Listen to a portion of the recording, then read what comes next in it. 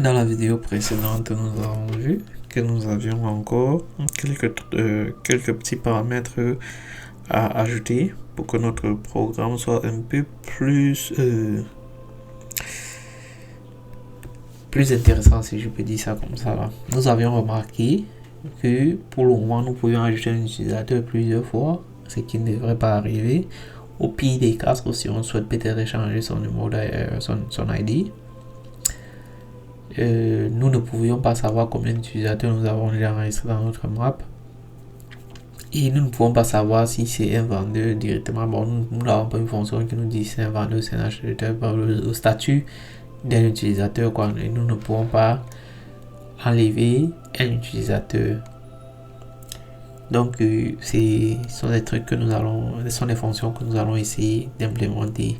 Bon, la prochaine fonction que je propose qu'on implémente est celle de savoir si c'est un vendeur ou bien si l'utilisateur est enregistré et l'utiliser directement dans la fonction ajouter un utilisateur. Donc, nous continuons.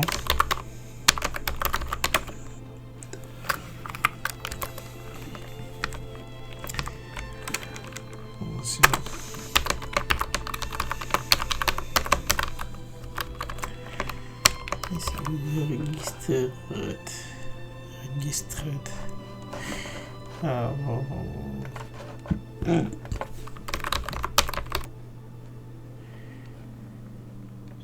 Ok. Registered. Adresse. Adresse. Public là. Restrict. C'est lequel utilisateur qui pourra vérifier cette information là. Et paste on votre returns. Bon. Donc qu'est-ce que nous faisons ici? Nous appelons notre mapping, user mapping. User mapping. Nous prenons l'adresse ici. Puis nous cherchons à savoir s'il est enregistré.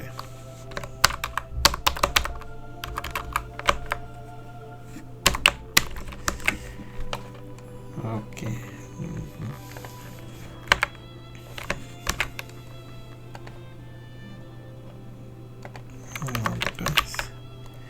S'il a enregistré. Bon.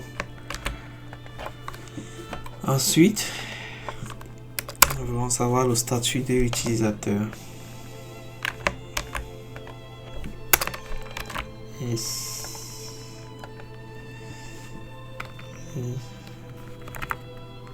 Esse usa cela, esse usa cela, esse usa cela, ça sont plus intéressants. Ok. Prenons l'adresse et puis nous allons venir ici. C'est là.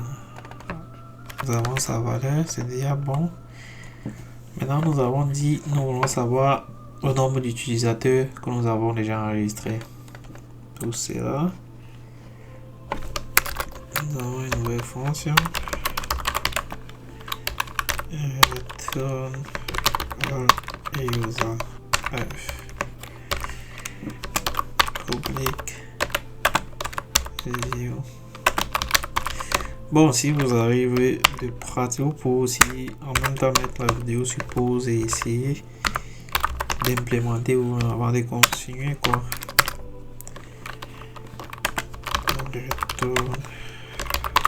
Dans le compte, c'était en fait pour compter nos users quoi.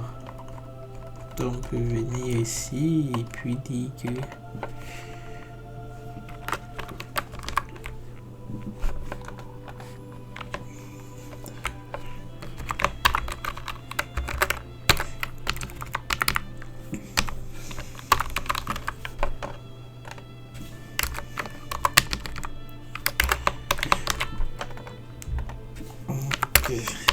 user count.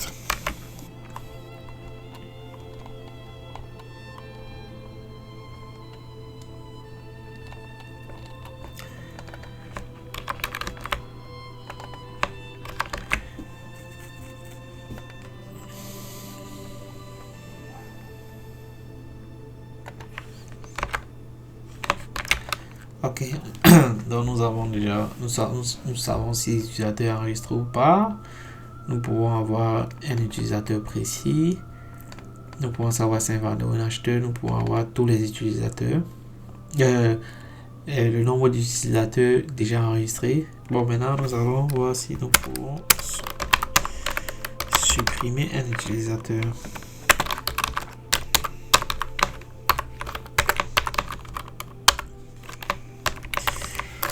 Et qui peut le faire? Il n'y a que le propriétaire du contrat qui peut le faire.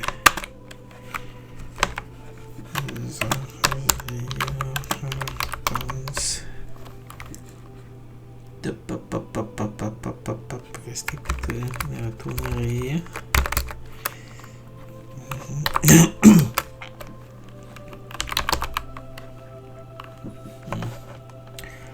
Nous devons enlever une adresse précise. N'oublions pas. Delete.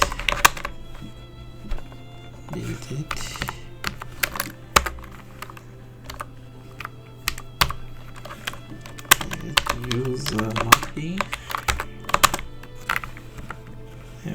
mapping. On fait l'adresse là. L'adresse.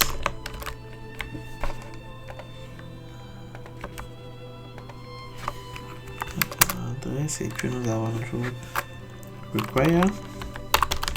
On doit d'abord vérifier si le compteur n'est pas encore à 0.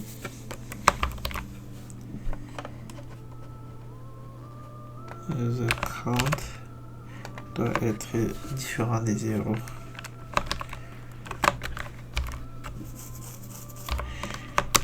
The count doit être différent des 0.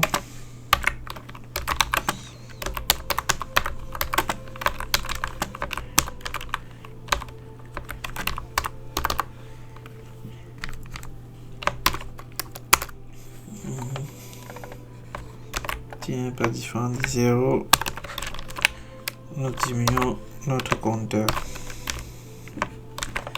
Donc nous avons diminué un utilisateur.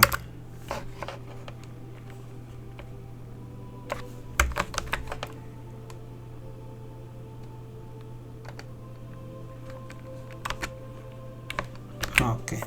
Bon, maintenant nous pourrons aussi vérifier si les utilisateurs existent. On va vérifier s'il existe d'abord avant de procéder.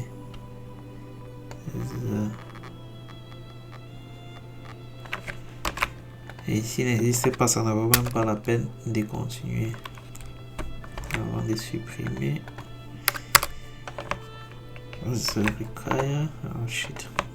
Avant de supprimer, il faut d'abord vérifier qu'il existe. Ça peut nous épargner une erreur. Ici, user registered.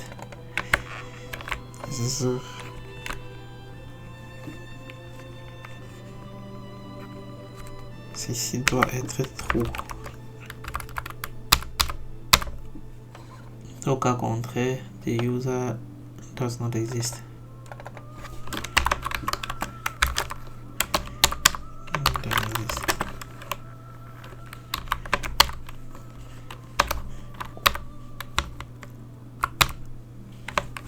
Ah, ok.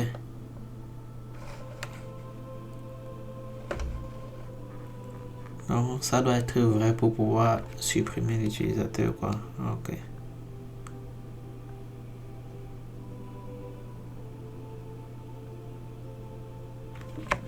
Tu le supprimes et puis tu vérifies si le compteur n'est pas encore égal à 0, tu le mets à 0, sinon tu le supprimes et puis tu t'arrêtes là. Voilà déjà nos fonctions qui sont implémentées. Ici en haut, nous avons remarqué que nous pourrions ajouter un utilisateur. Qu'est-ce que nous pourrons faire encore?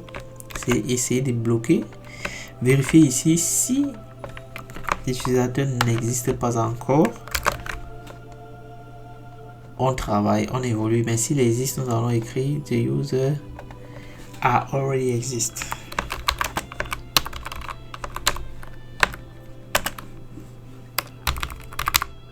Donc il existe déjà. Et ici en bas par contre, nous voulons que l'utilisateur soit présent pour pouvoir le supprimer, sinon ça ne sert à rien. Ok, on va à nos petites restrictions.